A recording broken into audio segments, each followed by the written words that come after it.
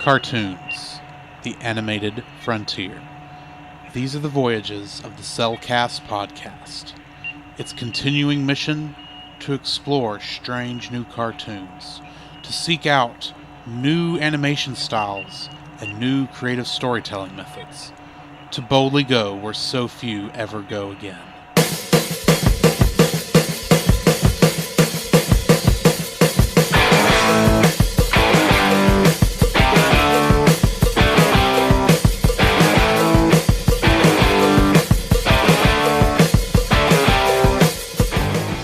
Welcome to another episode of The Cellcast. Joining me today is a man who just got back from a quick trip to Tokyo, Jacob. Why, thank you. It wasn't the most pleasant trip, let's say that, but it was entertaining. Why, thank you. That's what you want to call sleeping in a tub. Yeah, true. You know, I've done that before. It's not actually fun. I didn't figure it was. I tried sleeping in a tub, let's say that. It was not comfortable at all, so I completely get our characters waking up early that morning in the state he was. Either way. More on that later. Why, thank you. Like to introduce our co-host, a man who had a bad breakup with his friend over a girl. Welcome, Drew. Considering I don't even have a girl, that would be a first. How are you doing, Jacob? Oh, it has been a very long week, and it's only Tuesday. But it's because it's Thanksgiving. Oh yes, I completely agree. I work. I mean, like, obviously, for most people who don't know me or don't know me, I work in the customer service industry with groceries, and so with Thanksgiving right around the corner, we are packed to the gills, and we have so much help. It's not even funny. Where last week, the week before, we had no help, and we were swamped the entire time. So when you, like the conversation I had with a fellow coworker, it was more, it's like, yeah, where were these people when we needed them last week? It's like, yeah, you kind of agree with me. It's been a long week. And plus this is to me, I want to bring this up because I think most people don't understand it. If you're married or you're not single, you won't get it. So for the majority of people, they wake up, either they're married or, what have you. They have a partner, I believe is the liberal they have term. a partner. They have a partner in life. So they wake up, they roll over, and there's their partner or their brushing bride. Other. It's something like that. Yeah, something. And so this morning, I woke up feeling great, and how I normally sleep, I'm sleeping my left side, and I'm holding a third pillow because this is how I sleep. Don't ask me why. I always cuddle a pillow. I'm not ashamed to say because I do that. Who's put it on the body pillow? It's not a body pillow, believe me. It's not a body. Sure, it's not. I could show you the pillow. No, thank you. Either way, I always like to be honest and transparent about things. So this morning I wake up and I'm like, man, being single sucks. Because it's just like we all get in that blues or funk about singleness From time to time. we always do. Admittedly, it's worse around Valentine's Day, but Yeah, sometimes. Right now I've been too busy to think straight. So Right, exactly. And plus, I'm between turkey binges, so turkey binges, okay. And so I was kind of in a funk today. And so for our single listeners out there, you probably understand this. Our married listeners would be like, okay, I don't quite get that. Be like, you got enough funk over not being single, it's not being in a relationship, Here's the thing: it's not loneliness. Yeah, I think we can both agree on that. It's quasi loneliness, but it is that feeling. It's like, and there's the start of another day by myself. Exactly. That's interesting. Yeah, not really, but yeah, it's the it's quasi loneliness, it's like another day, and you feel like Eeyore for most of the day. And I was very grateful for a mutual friend of ours, Chase, came by where I work, and I'm doing my thing. He's like, "Hey, what's going on?" Be like, "Meh," And it's like, well, do you need anything? It's like prayer, and he prayed with me. It was great. So thank you, Chase, for that. And the day got better after lunch. And oh boy, I've been tired because everybody's chasing that turkey and Gobble, gobble. exactly. So thank the Lord one more day, and then I'm off for another 4 days. As a punctuation to everything you just said, for those of you who want to clap, now's the time. You still haven't watched that movie, have you? No, I have not. I'm quoting Christopher Robin for those who are curious. Okay. So yes, to be like, yeah, that has been my week, my day. It's gotten better. It's a lot better. Praise the Lord, it's a lot better. And so, just how has your day been? After I've ranted. Mine was not as distraught as yours. It was a long day. Heck, got barbecue at work from Spring Creek. Ooh, nice. Yes, free barbecue is always a nice thing to have. Spent most of the day printing instruction sheets has been the norm for the past 5 months. I think it's been 5 months. It feels like 5 months. Actually, it feels like 5 years, but I know it's not that long. Right. But other than that, I mean, it was just a normal day. Yeah. And tomorrow will be the longest day of the week. Agreed. So, Jacob, what have you been watching?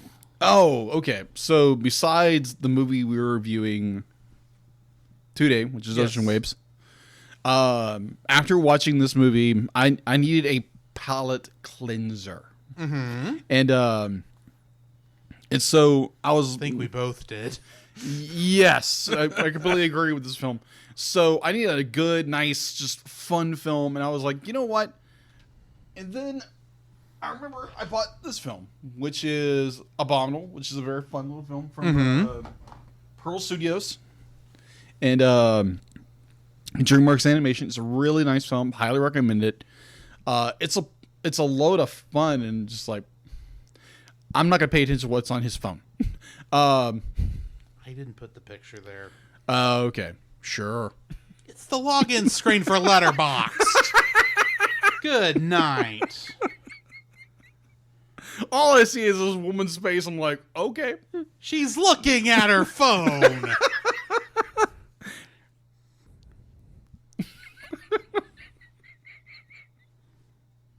Anyway, continue.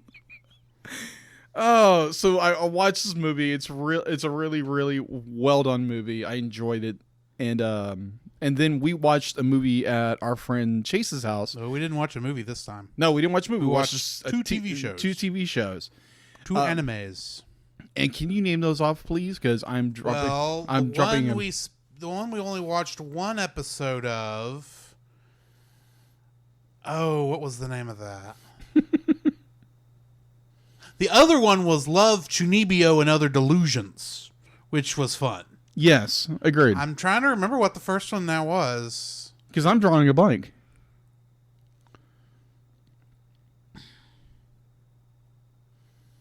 Oh, Secrets of the Stellar Wars. That's what it was. Oh, yeah. We only watched one episode of that. Okay. And my letterbox is still not coming up. Aren't you still... No, that's like all. That's all you've been watching. That's all I've been watching. So you know watching. Okay, what have I been watching? Well, along with those two shows, I've watched a little bit of, and of course our movie today. Yeah. Last night I watched a little animated holiday special. Yeah. That we'll be reviewing soon, so I don't want to go too much into it. Yeah. But I watched the Lego Star Wars holiday special. Mm-hmm. It is a fun little story. Yeah. That plays on a bunch of Star Wars knowledge. Right. And it's still a fun thing. It only vaguely references the original Star Wars holiday special. Okay. So don't worry if you've not been subjected to that horror. I got you. Also, last night I watched a movie called The Willoughbys, which is on Netflix. Okay. That was, I mean, it is a kid's movie, don't get me wrong. Right. But, I mean, it was a fun little show. There was a lot of very clever jokes back and forth. Yeah. It does have, the best part is you've got Ricky Gervais playing the narrator. Okay. And he makes some great commentary about what's going on throughout the movie. So that was a fun one. I enjoyed that. And I think that's all I take that back, because I was watching something as you came over here. Yeah. Oh, I was watching the reboot of Animaniacs. Yes. Wow. I'm not going to say it's as good as the original show. Because there is some playing to the fans of the original show in a way that doesn't quite work. Okay. We are missing what would be considered 95% of the original Animaniacs cast. Right. As the only characters to return, as far as I've seen, have been the Warner Brothers, the Warner sister, of course, Ralph the Guard, who is still being voiced by our good friend Frank Welker. Yeah. And Pinky and the Brain. And that's it. No Buttons, no Mindy, no Slappy Squirrel, no Skippy Squirrel, no Hip Hippos. You do see the mime at one point. Oh, okay. I did see him, because no television show is perfect. But, I mean... Oh, and the animation of Bill Clinton playing the sax from the original theme song shows up at one point. Oh, yeah. I saw that. I was like, Yes. wow, it's amazing. Yeah. It is vector animation, not cell animation, Yeah. which is fine. I understand why that's Right. the way things are now. Yeah. It's a little cleaner than it's almost too clean for my taste. Well, yeah. Admittedly, I am also looking at this thinking, man, I love the original show. I wish this was like the original show. And it's not quite. But there are some of the writing is better. Like the first Pinky and the Brain short they showed, it pretty much confirmed that the introduction of social media, memes, cell phones, and our present internet culture was actually a plan by Brain to try and take over the world. And it's like, that is the most brilliant thing they've done. I am so happy about that. But anyway, the show is okay. It's not great. I'm still going to watch it because it is done well, but I'm not as happy with this as I was with the original show. Okay. I'll say that. They also are getting a little too social commentary-ing for my liking. Oh. Not to say the original show wasn't doing that too, but, well, like they said when you walked in, thinly veiled allegory can get annoying. Agreed. But it was very funny. Indeed. It was very funny. The scene I watched, I'm walking in, it's like, oh, he's watching Animaniacs. Okay, they just went pure anime on this one for this one scene. I'm like, but that what was the heck? That was epic, I will say. That was very epic. So yeah, that's what I've been watching. So yeah, what we got in the news? Okay, so what have we got in the news? For our normal course of action, I primarily use is animationmagazine.com. Go check them out. They're really good sources. So apparently we are getting another Boss Baby movie. Why? The first one was so horrible. Yeah. Or at least I didn't like it. Yeah. All right. So DreamWorks has unveiled the official trailer to Boss Baby Family Business, follow up the 2007 Oscar-nominated CG comedy. The preview follows baby brothers Tim and Ted, aka the Boss Baby, grown up and entangled, but no thanks to Tim's no-nonsense talking baby sister, who turns apparently it's involving Tim's sister, who apparently is like the Boss Baby. Okay. So yeah, it's just like, okay, I haven't seen Boss Baby. I own it. That's the thing about Black Fridays, because I buy all the weird ones. I went to a theater to watch it. Yeah. The power went out about 3/4 of the way through the movie. Been there. And I took that as a sign that I should not finish. Right. And so I left. Oh. So yeah, that's about how I felt about it. It wasn't that it was bad. It was just a little too saccharine. I got you. I guess is really my thoughts on it. But yeah. Okay. Anyway, what else we got? Well, to kind of tie in that same idea of where the power going out in the theater. Yeah. So, and it plus it gives me time to look up news. So we were watching, I think it was The Dark Knight Rises. And so I think it was like me, my brother Jim, his soon to be wife, and I think somebody else. We were watching and it was like a couple of minutes. We were like, just like the movie's just getting started and boop, power goes out. It's like, oh, okay. Well, that's new. Yeah. That's new. Or the one where I'm going to see, what was that movie? I can't remember what. I don't know. Well, I'm trying to remember, but I can't remember. So we're watching the movie. We're getting started to watch this movie, and then it starts showing a different movie, and someone pipes up and it's like, "Wait, this is not the movie we're supposed to be watching." So I run into the lobby, find the manager, and it's like, "Hey, the movie in so and so theater is playing the wrong movie," and the manager goes running. It's like, okay, I've never seen like a guy his size moving that quick was impressive. You've obviously never seen me in a hurry. Yeah. Dude, I have 2 younger brothers who are much bigger than I. So I understand. Be like, I know a lot of big dudes. And they're like, big dudes can move really quickly when they need to. Well, we've got the muscle power in our legs to do it. That is true. And plus, like when you play football in high school and you get stuck at O-line being the little 150-pound guy I was, like, yeah, you get to know a lot of really big guys who can move really quick. Right. So, yeah. So I thought that was very... Anyway, back to the news. Back to the news. All right. So as I scroll through, because I did not have prep time. It has been a long day. It has been a very long... For me, it's been a very long week. And it's only been 2 days. I agree with this. Yes. Let's see. Oh, here we go. All right, so apparently, Annette, how do you pronounce that? How would you pronounce that name? Oh, if I can get it up where I can see it. Hana Kukul? Hana Kukul. I don't know who that is. All right, Hana Kukul. Canadian-American storyteller and director who's worked on beloved series featured film classics, has died of a battle of cancer. She is best known for her work. Give me a second. There again, I've had no prep time.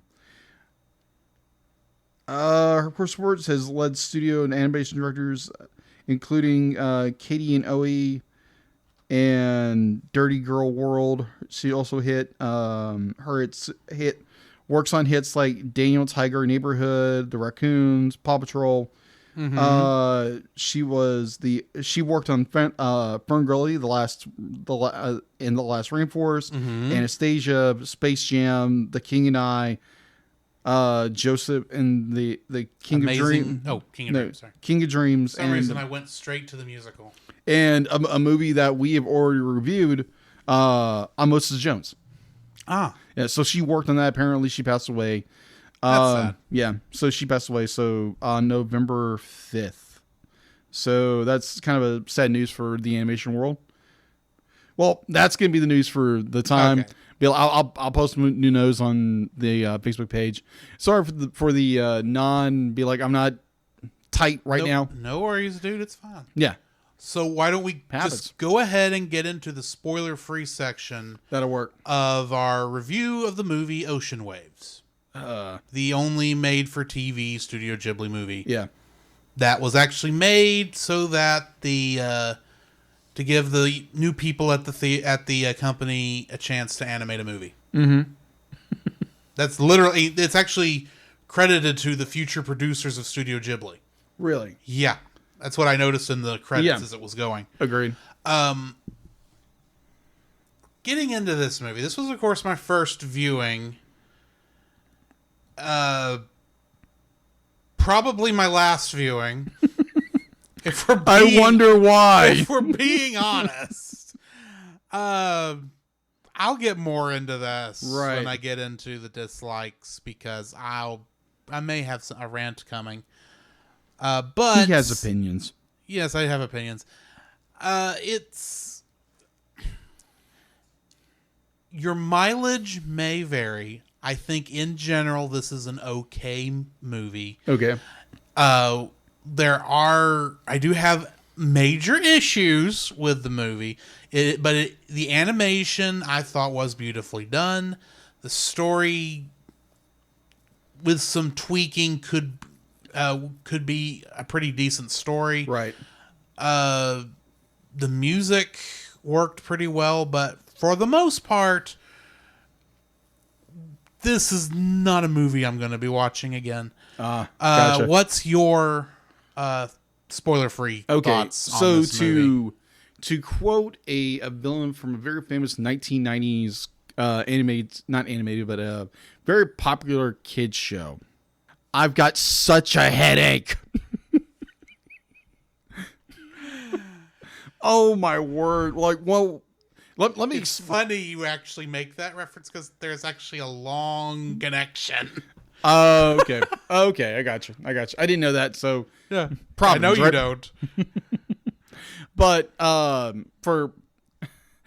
have severe like ADD, dyslexia, reading disorders, all this stuff that makes my life very interesting. Yes. So the fact that this was subtitle only did not help you. No, it didn't. It was like I was because when I read for an extended period of time, my eyes hurt and my head hurts, and it's like it's not be like, oh, Jacob doesn't like to read, and oh, he's not a purist when it comes to anime. Be like, I like animation. Okay, I don't care if it's Japanese or American or wherever. I just enjoy animation. Right. So because you have a hard time with the reading, yeah, you prefer to watch it with an English dub. Exactly. And just learning very recently, apparently there was supposed to be a dub, but it never came to fruition, which is frustrating.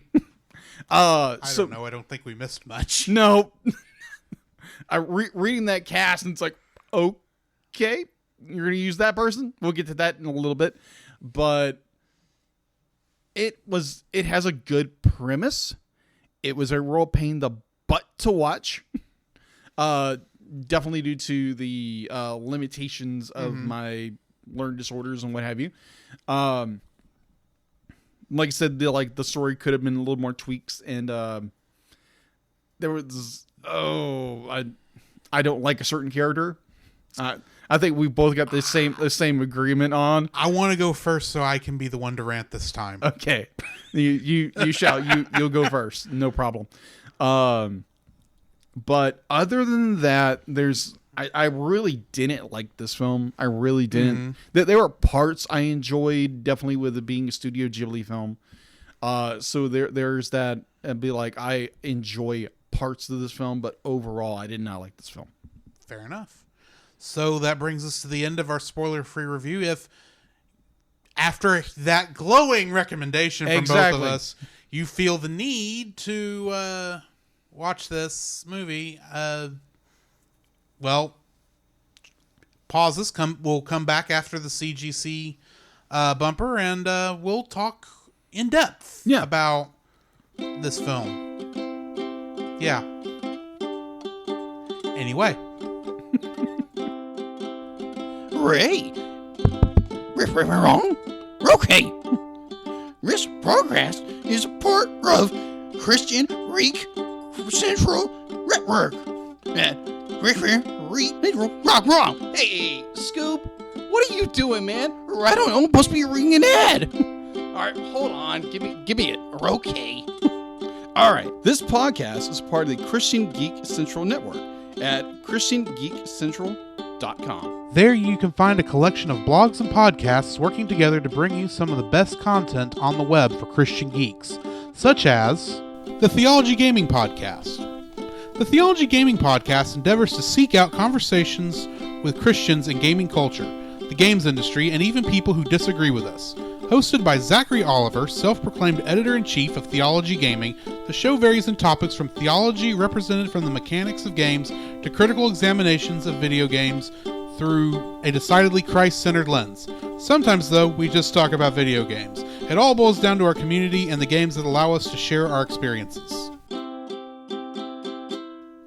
The following is a spoiler-filled review for the movie Ocean Waves. Listener discretion is advised.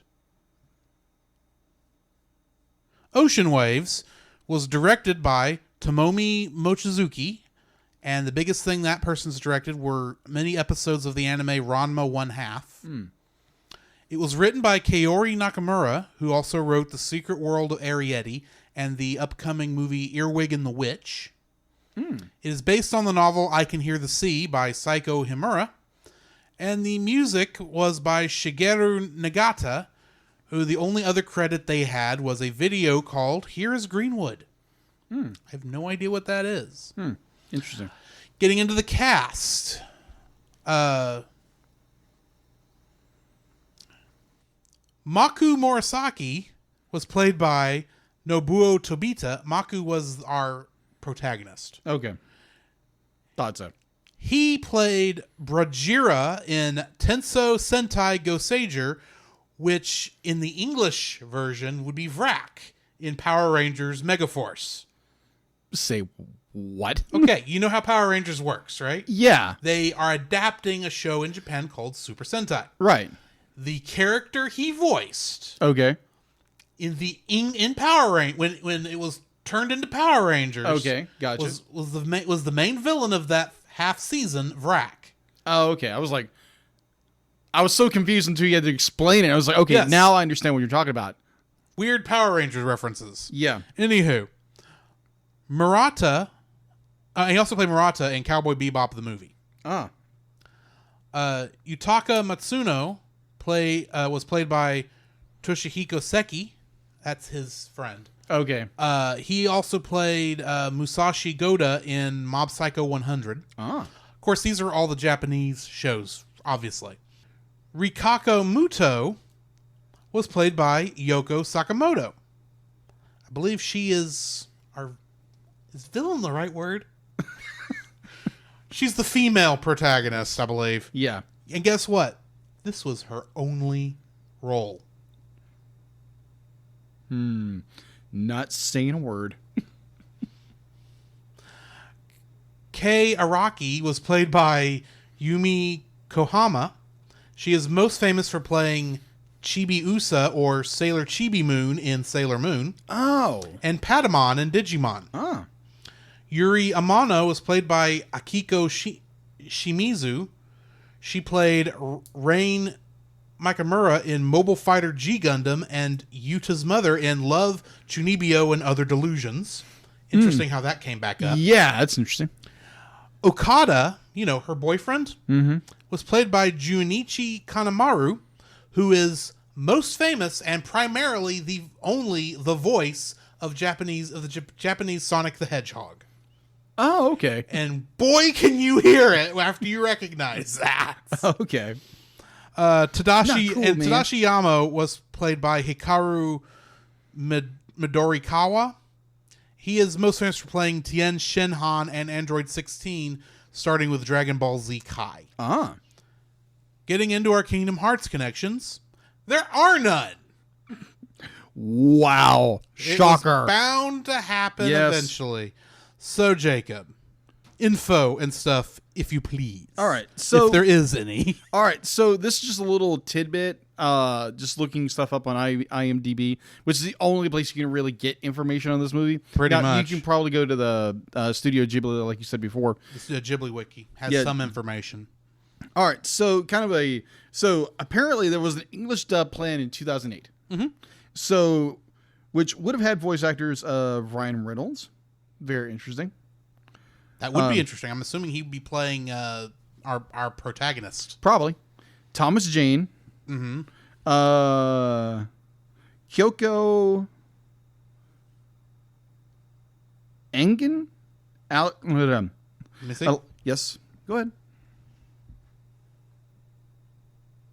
Keiko Agina? Yeah.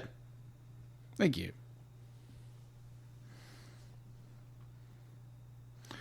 Alexis Bosley and Chris Carmack, but was never fully produced or released. So, And to this day, I believe it is still the only Studio Ghibli film without an English dub. yeah, which is in some people's non-benefit. All right, so let's get to a little bit of information. All right, so obviously it was produced by Studio Ghibli. It was distributed. It wasn't even distributed by Toei.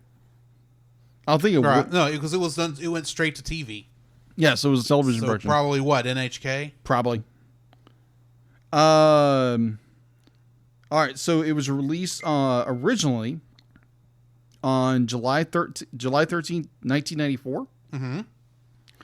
And it had a box office. Now, granted, this is only the U.S. box office because apparently it came to the United States. Probably through Ghibli Fest. Probably. This came out in July and January 1st, 2017. So its opening U.S. weekend was $4,900. Okay. Its U.S. total gross was $87,700, and its worldwide gross was $87,700. Okay. Wow. I'd be like, I obviously, don't know. That's not bad for just a quick subtitle release in the no, theater. it's not. It's not. But when you look at like other Studio Ghibli films that have been released, This it's like, is definitely the least liked, I think. Least popular. yeah, I would agree with you on that. So that's all. Which is saying something. Yeah. With some movies. Anyway. Yeah, that's all I got. All right. Going into the summary. At Kichijoji Station, Tokyo, Taku Morisaki glimpses a familiar woman on the platform opposite. Later, as his flight to Kochi Prefecture takes off, he narrates the events that brought her into his life. The story is told in flashback. In Kochi, 2 years prior, Taku receives a call from his friend Yutaka Matsuno asking to meet at their high school. He finds Yutaka at the window watching an attractive female transfer student whom Yutaka asks to show around. The boys discuss their upcoming school trip to Hawaii. As at the school gates, Taku is introduced to the new girl, Rikako Muto. She thanks Yutaka for providing directions to a bookstore. Taku teases Yutaka about his infatuation. Rikako is academically gifted and good at sports, but also arrogant. Taku believes she is unhappy about leaving Tokyo. His mother learns from gossip that a divorce brought Rikako's mother to Kochi. In a phone conversation with Yutaka, he discovers that Rikako is living away from the family house. The school year ends, heralding the Hawaii trip. Taku, suffering from an upset stomach, is stopped in the hotel lobby by Rikako. She explains that she has lost her money and asks to borrow some, as Taku has a part-time job. He lends her 60,000 yen, promising to repay him. She warns not to tell anyone. As she departs, Taku sees a stern Yutaka and feels compelled to explain. Later, Rikako admonishes him for telling Yutaka about the money, saying that he also loaned her 20,000 yen. Back in Kochi, the third year begins with Rikako making a friend, Yumi Kohama. Rikako hasn't returned Taku's money, and he wonders if she has forgotten. Out of the blue, a distressed Yumi calls Taku, explaining that Rikako has tricked her into coming to the airport on the pretense of a concert trip, only to discover that their real destination is Tokyo, tickets paid for with Taku's money. He races to the airport, sending Yumi home, saying that he will accompany Rikako. Upon arrival, it appears that Rikako has not forewarned her father, interrupting his planned trip with a girlfriend. Her father thanks Taku, repays the loan, and arranges for a room at the Hyatt Regency. Later, Rikako explains that when her parents were fighting, she always sided with her father, but now has discovered he wasn't on her side. Comforting her, Taku offers his bed and attempts to sleep in the bathtub. The next morning, Rikako seems back to her normal self and kicks Taku out so that she can change clothes to meet a friend for lunch.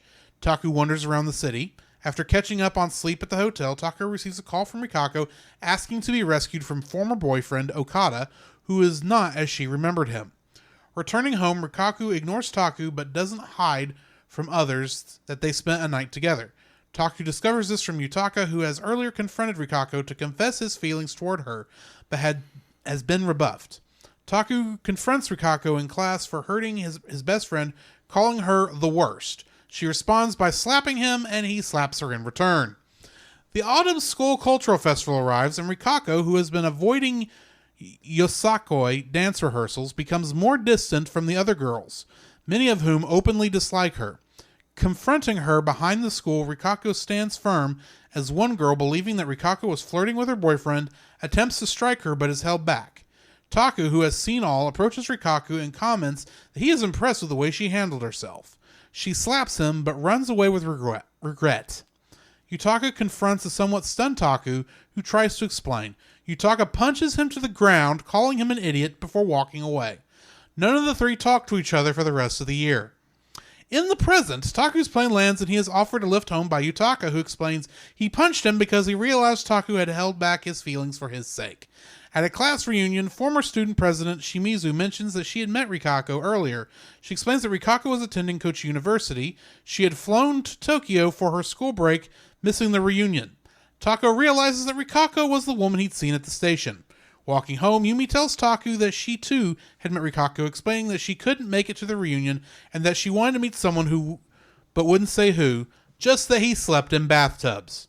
In Tokyo, Taku again sees Rikako across the platforms, but this time runs to find her. As the train pulls away, he finds Rikako and realizes that he has always been in love with her. Going quickly through our likes, probably. Probably. The animation in this is actually very good. It is. Agreed. There's a lot of points where there's a lot of subtle movement. There's which you normally don't see even in theatrical anime from this time. Right. A lot of times. Mm-hmm. There is a pretty good the shot of him at the end turning around and seeing Rikako. Yeah, is actually done very well. Agreed. But yeah,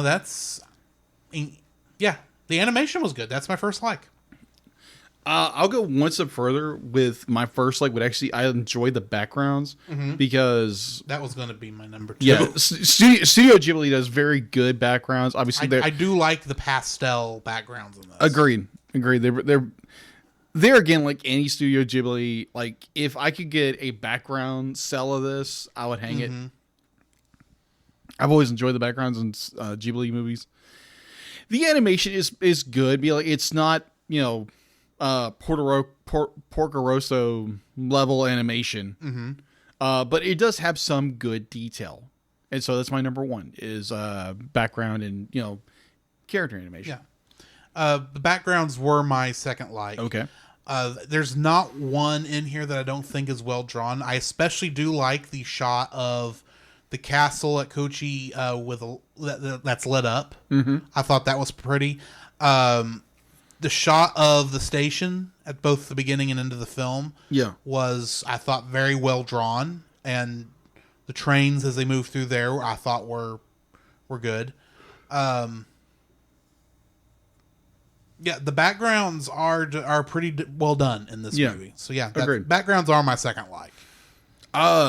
My second would probably be the scene which brings us into our present day, where our characters are walking through what I believe is a mall. I think so. I believe it's that where our they're walking past shops either way. They're passing by shops, and one of their classmates is apparently very intoxicated, and he is stumbling over himself. That was a funny shot. That was very, very funny. I thought it was very unique how they animated it, how they're actually using the character's weight against him, and it's just very well balanced animation where if in not proper hands, it would just look really funky. And so this was it looked like a person who was very intoxicated, and it had the weight shifts and everything. I thought that was very well done. Just that scene made me laugh the entire movie. It's just like, okay, you got me there. That was funny. All right. So what is your number? My third is the relationship between are the two male leads. Yeah. You can tell they are good friends, and at the very least, Right. at the end of this, they have come to terms, and I can definitely believe that they are friends again. Yeah. That they've put their animosity behind them. That all of that is very believable. I thought that was handled very well, even though they're in different classes. Mm-hmm. It made how they explained how they met, why they were friends. By the time we get to the end and he picks them up in the car, I was like, you know what? Yeah, y'all are good friends. Y'all have come to y'all have reconciled. Yeah, I can believe that. Mm-hmm. I thought that was done very well. Yeah, I would agree with you. My third is very along that same vein. Mm-hmm. That you do have Otaku, and Yotaku, right? Oh, Yutaka. You talking about Okabe? No, the one with the specs. Oh, it wasn't Otaku. Let me back up here. Maku and Murata. Sorry. Maku and Yutaka. Yeah, Yutaka. Like Yutaka and Taka's relationship, their friendship is. I mean, it's legitimate. Taku, not Maku. I had it written down wrong. I put Maku instead of Taku. Yeah, Taku.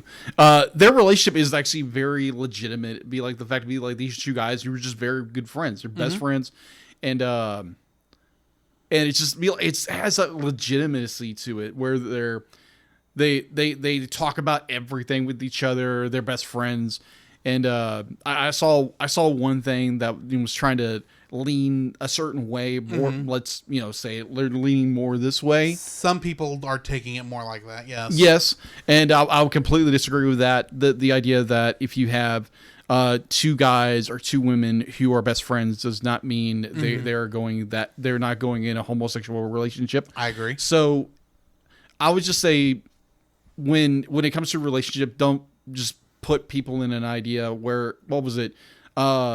When Frozen first came out, I saw the hashtag come out as like Elsa needs a girlfriend, or in Captain America, what was it? You're thinking of the bromance between Bucky and Cap, something like that. Yeah, because like for some reason our world thinks that if two people look at each other in a friendly way, they must be dating. Yeah, exactly, or have some kind of like deep relationship with each other.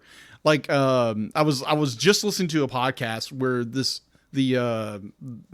host was reading off this very passionate letter that this woman it was two friends who had been friends for years, and it's two women, and so be like one of her the other friend be like apparently because it's more political, and so like she was leaning more left and her other friend was starting to lean right and then like extremely right. And so their friendship broke up over that. Right. Which is very sad, like when you can't talk about dialogue and you can't have a relationship over or have a dialogue over like hard subjects. That just like kind of tells the relationship isn't really there. And so they jokingly used to be like, oh, she's got to be a lesbian. And it's just like, no, it's just be like, they're friends. Yeah. And it's just be like, it's our world. It's our fallen and broken world that thinks everything has to be like, oh, they have to be in a relationship. It doesn't matter, what sex or gender they are. They have to be in a relationship. Not necessarily. Be like, you can be in a friend relationship with someone, and it doesn't have to be sexual. Yeah, I agree with that. So that being said, you know what canon information does? No, what? Sinks ships. True. That is true. Yeah, be like for me personally, I was. Like when I was reading the Harry Potter series, the books, I was always Harmony, which was Hermione. Hermione, yeah. Not Harmony. I thought it was Harmony, but apparently it's Hermione. Actually, specifically, it's Hermione. Hermione, yeah. I was always British. Okay, that makes sense. But I was always that ship. Because it just made sense. It made sense to me. But don't be Edward Cullen and not be able to pronounce her name. that wasn't Edward. That was Crunt. No, it wasn't. Didn't he play Crump? No. He played the other guy. Never mind. Never mind. Either way. So it was more like shippers can go very weird. Let's just say that. Yeah. So just more in that light, because when two guys are just friends doesn't mean they're in a homosexual relationship. I agree. So with all that now out, out on the Yes. out, I really enjoy their friendship. I really do. It was very legitimate. The fact that they picked on each other the entire time, they were like brothers, that they could tell each other everything, and the fact to be like there's a bad communication that between the trinity of our three characters, and you have the what is it? Rikako, I think. yeah, Rikako or Rekiko. I'm sorry, I'm terrible with Japanese language names, and I'm terrible with names anyway. But it's that dynamic of all three of them, and they have a relationship, but it's so rocky. So rocky, and it eventually breaks up, and so eventually they do wind up getting back together with the two guys rekindling their friendship. Yeah. And then eventually our main character hooking up with our main girl. And I like We'll get into that in a minute. We'll get into that in a minute. But I enjoy the dynamic. I enjoyed the dynamic where it was like legitimate. It was like legitimate, not this this faux cover of be like, oh, we're friends, but we have nothing in common, or we can't really connect with each other, but we're friends. Right. It's like, no, this is like legitimate, very well done, very executed, very well written friends. And I enjoy that. So that is my number 3. And now, to get into our dislikes. I'll get my water. Jacob, last night, after I got done watching this movie, I believe I sent you a text message. You did. Do you remember what it said? All right. So Drew's text message from last night. Last year, you went off on a character you hated. This year, it's my turn. Indeed. I hate Rikako. She is a witch.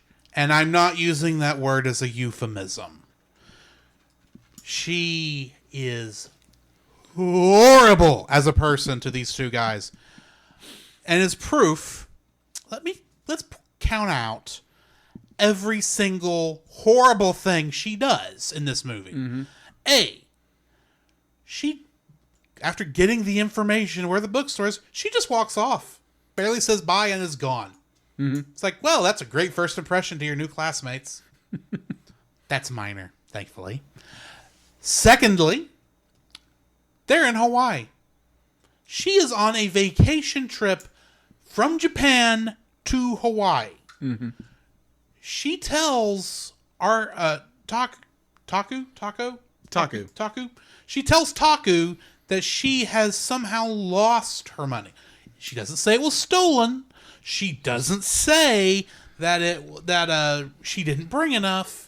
She just says she lost it and asks for a loan of 60,000 yen. Now, as a American, I have no idea how much 60,000 yen is, but I did a quick, knowing where this goes, and since it's going towards 2 tickets, it's part of the money going towards 2 tickets from a plane from one side of Japan to the other side of Japan, the long way, because I Google searched this mess. Oh, wow. Okay. This is a 10-hour flight. And not 10-hour flight. This is a 2.5-hour flight. A 10-hour drive if you were to do this. Yeah. According to Google Maps. This is what this money is going for. So I'm assuming we're talking about at least $200. Yeah. In American. Assumption, I could be wrong. She also specifically asks for the yen, not the $400 he has to spend, because she didn't need the money right then. She needed the money later. Yeah. She doesn't tell him straight out what the point of the money is. Right. So she lies to him. Yeah. To his face. Mm-hmm. Secondly, when she tells him not to tell anybody, he accidentally tells his best friend, who she's also gotten a loan of 20,000 yen from. Uh-huh. And when he confronts her, she goes and berates Taku. Says, I thought I told you not to tell anyone. It's like, yeah, you did. And it was an accident. Get over it. Third. Do you know how long it actually is from when the summer vacation to Hawaii to the Golden Week? The May holidays, as they called it, but it's Golden Week. That's okay. what Japan calls it. Mm-hmm. You know how long a time that is? No. See, more than likely, the Hawaiian vacation would have been at the end of summer. Okay. Golden Week is in May. Oh. She held on to that money for a long time, never said anything to him, made a friend who they apparently got along just fine, but this friend she pretty much made to take with her so she wouldn't have to be lonely on the flight to Tokyo. Next, did she call ahead to her father to let her know she was coming? Nope. No! He could have had plans. Obviously, he did have plans. Right. It was, and if she had been 24 hours later, she'd have come home to an empty apartment. She didn't call ahead. She didn't let him know. Thankfully, he did at least spend the money to put them up for the night and pay Taku back his yen. That's a plus. Which is nice. Granted. But when she comes home, very emotional, which honestly, that kind of shock, I can at least understand that from her. The summary I read said that he offered the bed to her. That's not what I saw. No. What I saw was he gave her a rum and coke, she drank it, and then she fell asleep. And then he, being a nice, upstanding man, realizing he doesn't need to be sleeping in the same room with a woman he's not married to. Yeah. Because even if you're a secularist, what does that mean? He at least goes into the other room that the hotel has, which is a bathroom, finds the only place where he can lay down and get any kind of comfort, which is a tub. Yeah. And when she wakes up the next morning, she does nothing but complain that he didn't get out of the bathroom in time so she could use the restroom. She had to go down the hall down to the lobby to go use the restroom. Then they get back. Oh no, sorry. Then she kicks him out of the apartment so she can change clothes so she can go out and hang with her boyfriend from Tokyo. Yeah. Now here's the thing. He has come across the country. This is remember how I said it's about a 10-hour drive? Yeah. That would be the equivalent of us leaving from here and going to El Paso. Pretty much. That is the distance. Yeah. Now, they flew, admittedly, but he has come halfway across the country with her. She could go out and show him a good time for being a good friend. Does she do that? No. She doesn't. She just leaves, and he stays at the hotel and gets some much-needed rest, admittedly. Yeah. Then she calls him and says, I need you to come save me. Was she actually in trouble? No. She was presenting that she had moved on, much like her old boyfriend had a boyfriend of her own, and she was able to bring him to Tokyo. And then when they get home, finally, she ignores him until the Culture Festival. The Culture Festival... Yeah, it's the Culture Festival. Culture Festival. The Culture Festival, I believe, is in the fall. Yeah. Of their senior year. Or their last year in high school. It's Yeah. not, the freshman, sophomore, junior thing doesn't work there. Yeah, 4th year. That's third year. Because Japanese high school only has 3 years. Oh, okay. Gotcha. Generally. She doesn't, admittedly, he goes and bees a butt to her. Yeah. Granted. But she's pretty much withdrawn from everybody but her one friend, and she doesn't seem like she can't. She's so stuck on herself that she doesn't care about anybody else. And after this event in the Culture Festival, because of her actions, none of the three of them talk to each other for the rest of the school year. Yeah.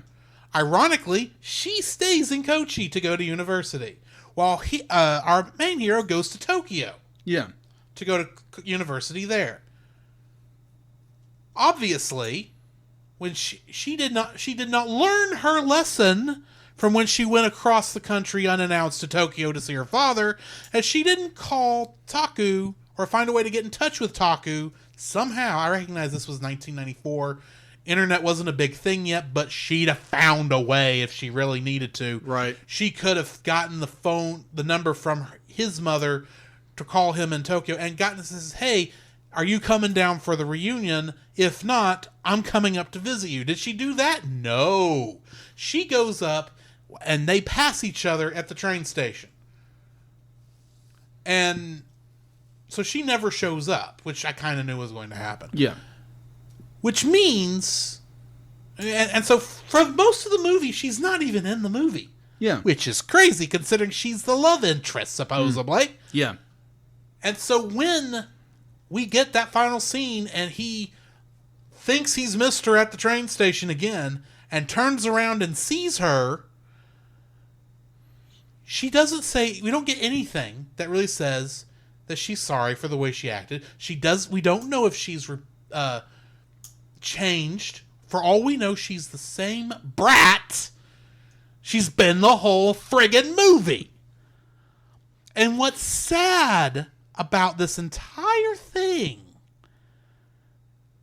is I know what the producers were going for.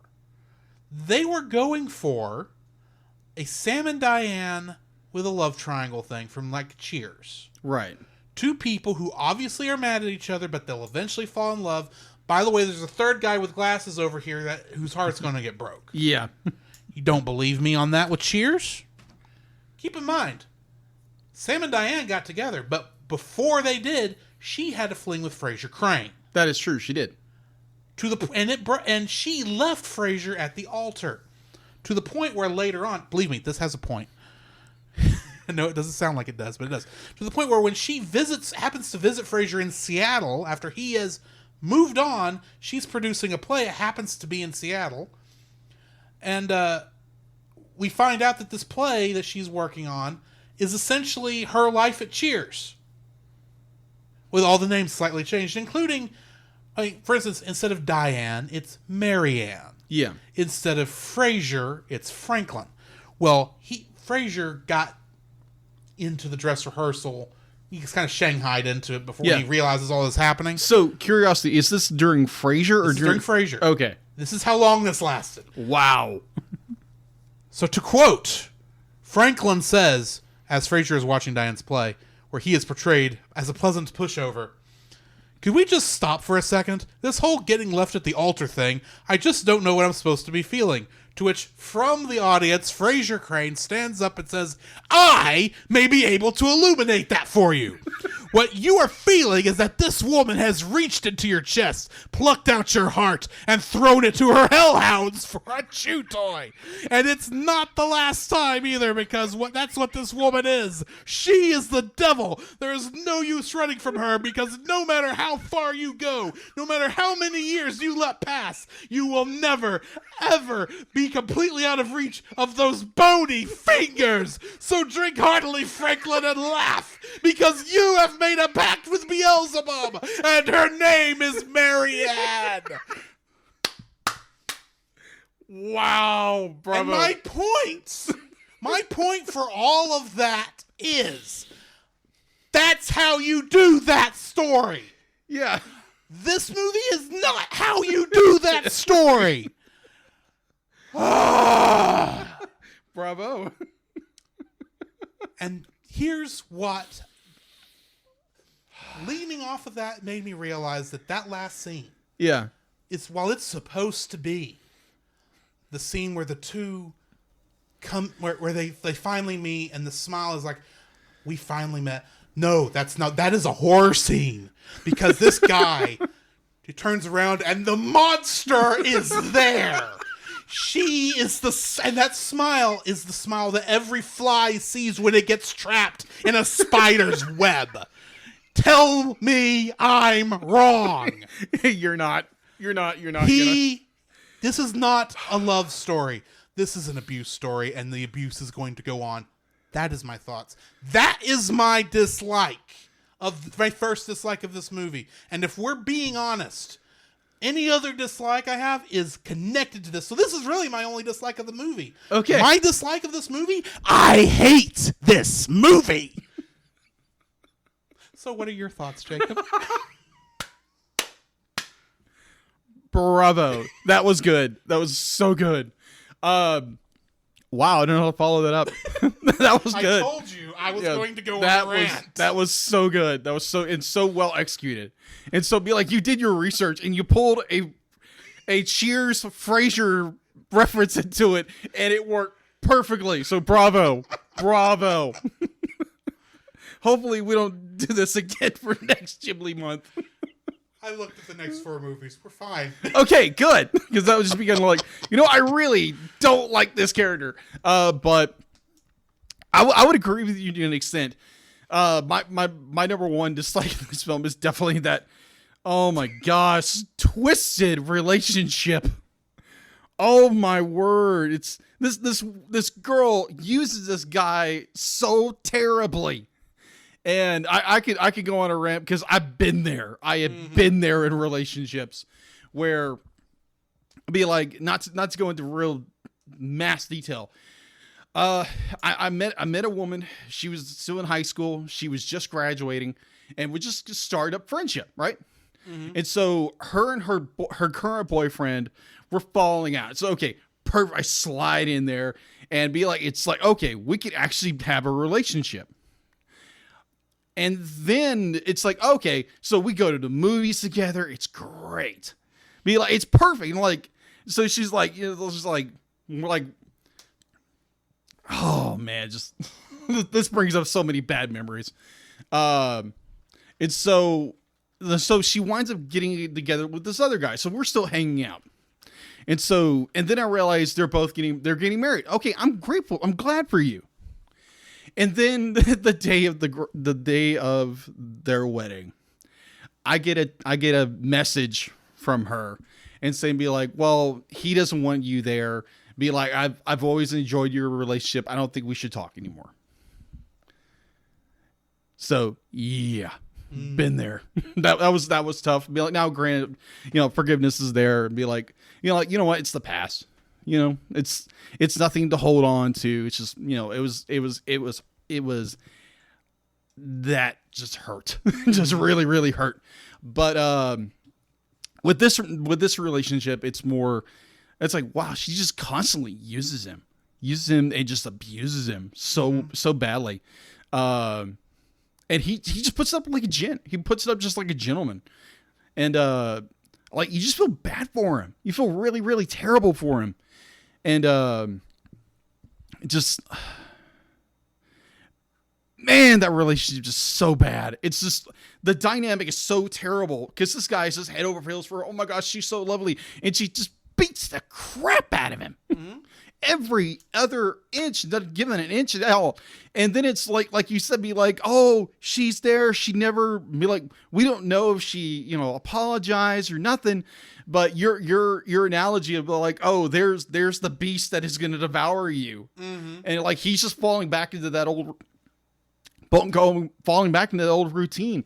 And it's just like, oh man, I've been there. Because it's more be like, oh, I think I've fallen for her, but now, Grant, I wouldn't use the same analogy with the girl or the woman that I'd, was in a quasi relationship, friend zone sucks. Yeah. Let's say that. Being friend zoned sucks. But I guess it was partially my fault. Or mostly my fault, let's say that.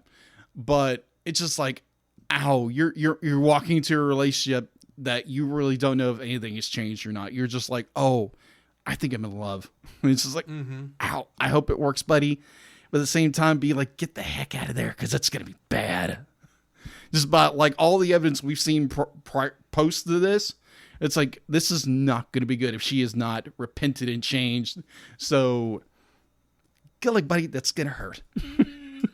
So yeah, my number one dislike is like, man, it is such a toxic, let's just say that it's a toxic relationship. Oh yes. And it's the reverse. It's not the guy, it's the girl. Yeah.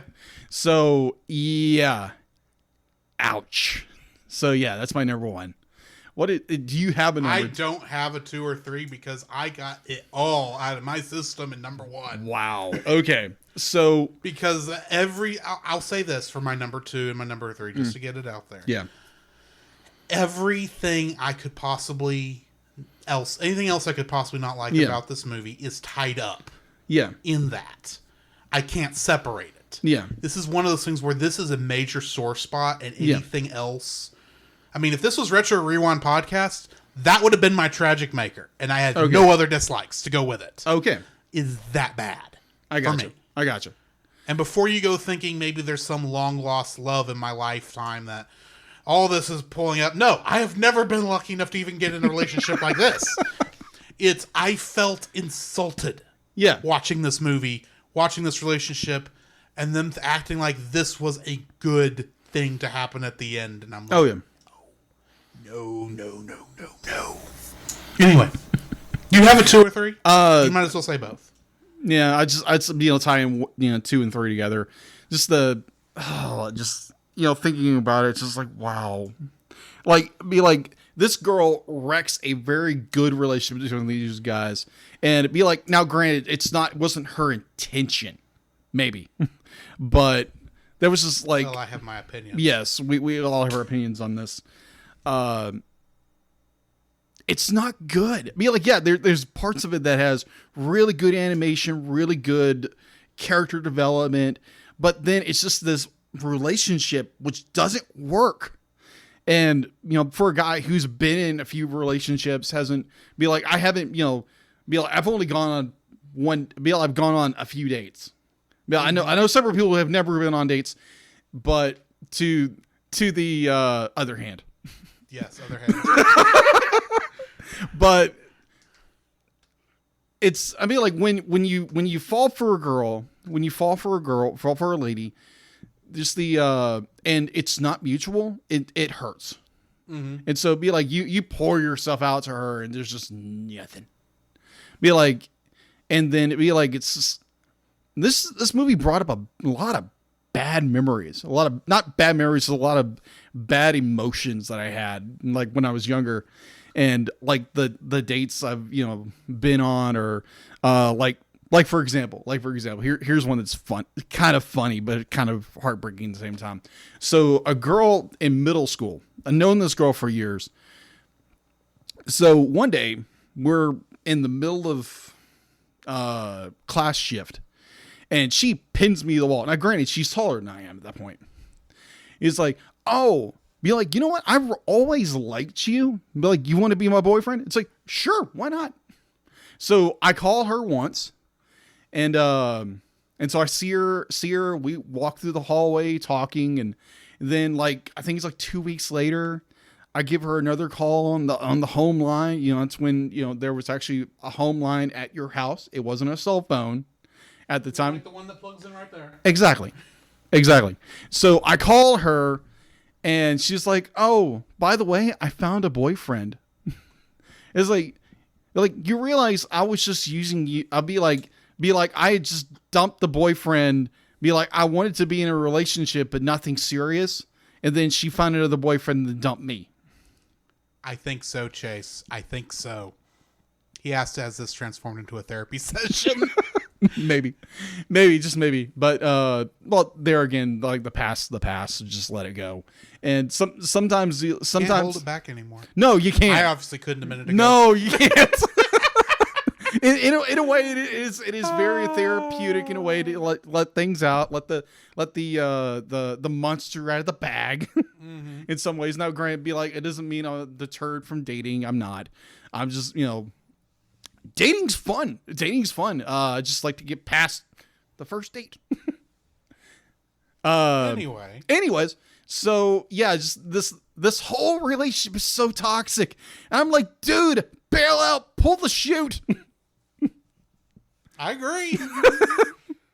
Oh, but man, ouch. This is why afterwards I went and watched Abominable, which is just This so is much why I turned on the Lego Star Wars Holiday Special. Yes. Oh my Good word. night. I needed it after this movie. Yeah. Wow. All right. So with all of that said, what do you rating this film? We're on a 20-point scale, correct? No. Well, I mean, it's 0 to 10, but Yeah. we go 0.5, so that's technically a 20-point scale. Yeah. This is going to be fun. I'm giving it a 1. Oh, good one. It has a little bit of redeeming qualities. Right. This will never be a movie I watch again unless I am watching this for completionist's sake, if I'm introducing someone to Studio Ghibli movies, and after I force them to watch Grave of the Fireflies, I'll explain, oh, there's a worse movie coming. I do not like this movie in the slightest. If you couldn't tell earlier. Yes. So yeah, 1. Okay. My lowest score so far. Wow. I would agree with you on that. Anastasia wasn't this low. Yeah. Wow. Want to know why I avoided Anastasia low? Go listen to that episode. Yeah, go check out that one on the That's our a good feed. episode too. Yeah, it is a good episode. For my ranking, I'm gonna give it a 2. Give it a 2. Well, no, I take that back. I take that back. I withdraw my final vote for the second. I'm gonna give it a, just for the character relationships, for the animation, and the big factor is the toxic relationship, that I give a final judgment of this film is a 3.5. It does have very beautiful backgrounds. There are certain elements within the film that is very good. Definitely the drunk friend. That is a funny scene. I enjoyed that. The relationship between the two guys as friends is like legitimate, and I thoroughly enjoyed watching that. Because if you have a best mate, be like, you understand that, or you have a brother or something like that you can relate to that. So okay, I get that. That works. But overall, with the terrible relationship, the point this woman wrecks so much stuff because of her own selfishness. Yes. It's getting a 3.5. I think that's probably the lowest I've given a movie so far, I believe. I might have to go check back, but a 3.5. 3.5. So, with our negative views of this movie, I do want to point out that one of our viewers in the live stream had a much higher thought on it than we did. Josh Adams says, my rating is 7 out of 10. If only he had Gigi to talk some sense into him. This would be an entirely different movie with Yes, Gigi. it would be. I don't be like, ow. I would just say poor Gigi. Yeah, he also goes on to say, forgive me, but I liked it in spite of its flaws. You know, that is fair. That's understandable. I will admit that I may feel less passionate, let's say, about this had it not been for the viewing had not been for review purposes. Yeah. But this is the more and more I had to think about this movie, the angrier and more frustrated with Taku that I got. Yeah. So yeah, fair enough. Fair enough. If you like it, you like it enough to give it a 7. Yeah. It's not a movie I want to watch again at this point. Yeah. Yeah. Just personally, it's more like I said, my score.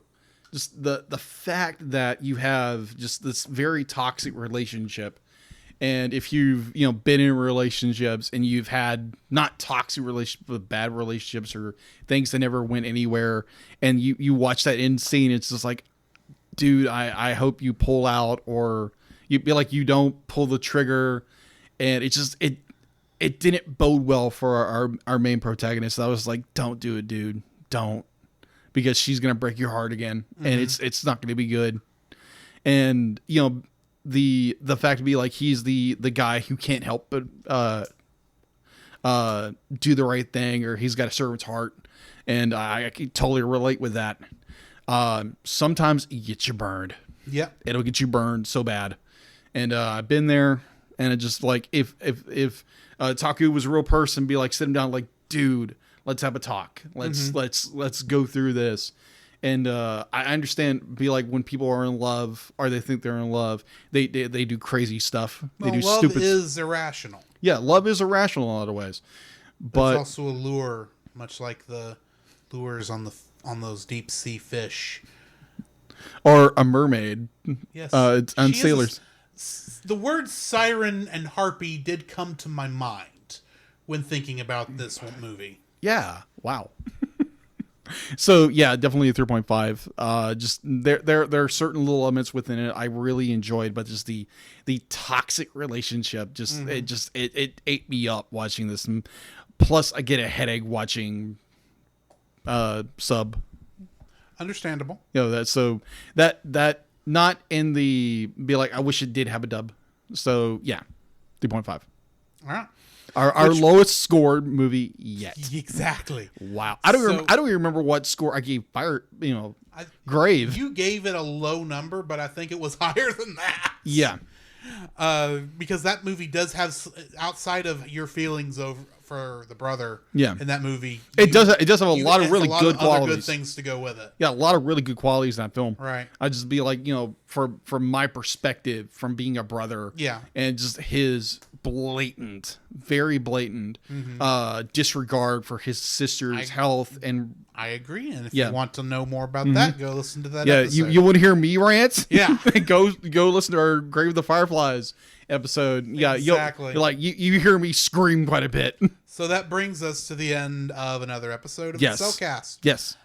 Which also brings us to the end of Miyazaki and Ghibli Month 2020. Yes.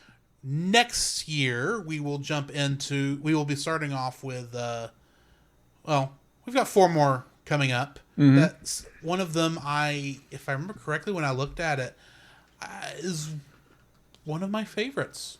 Okay. So, yeah. And next week, we're jumping into Christmas month. We will be reviewing, first off, we're starting with the Lego Star Wars Holiday Special, just released on Disney+. And then the week after that, we're going to be reviewing Mickey's Once Upon a Christmas. Which is also on Disney+. Yes, along with the 2 shorts. Apparently, we're going for a Disney Christmas. Because the 2 shorts that we're doing are Prep and Landing and Prep and Landing 2. So join us for those. So yeah, that brings us to the end. Yeah. Studio Ghibli month is always very fun. Is always very interesting. The type of stories we get, the type of characters we get. We go from Porco Rosso, which was a fun and entertaining movie, which was a lot of fun to watch, and then we get ocean waves, and it's just like, also, wow, contrast. Just a minor thing. When did we hear ocean waves? When did we see ocean waves? My only understanding. Only in Hawaii. Only in Hawaii. I guess I'm sure this is a reference to something. It's I believe it's more like relationships, of how the rippling effects of like relationships, and how they they go back and forth. I can see and that. they crash against the rocks. I can see that. I just kind of wish there was. And Taku's head goes against the rocks while he's in the bathtub. Yeah, exactly. Anyway, join us next week for Christmas, and we'll see you then. All right. Have a happy Thanksgiving. Thanks, guys. Be safe. Come, Jacob. We must prepare for next week. Prepare for what, Drew? Same thing we do every week, Jacob. Record a podcast. Oh, boy. So where can they find you, Jacob? They can find me on Facebook at Jacob B. Heron and Jacob's Daily Art Corner, my personal art Facebook page. On Twitter at Jacob B. Heron, on Instagram at Jacob B. Heron, and on Letterboxd at Jacob Heron. Where can they find you, Drew? You can find me on Facebook at Drew Dodgen. You can also find my Facebook page at Drew's Photo Bin, where I upload my photography. You can also follow me on Letterboxd at GGeorge759 and Twitter at GGeorge759.